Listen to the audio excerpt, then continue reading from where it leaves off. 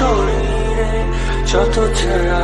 ধুয়ে যাওয়া মানুষ পেশাদার প্রতিহিংসা তোমার চেতনার যত উদ্ভাসিত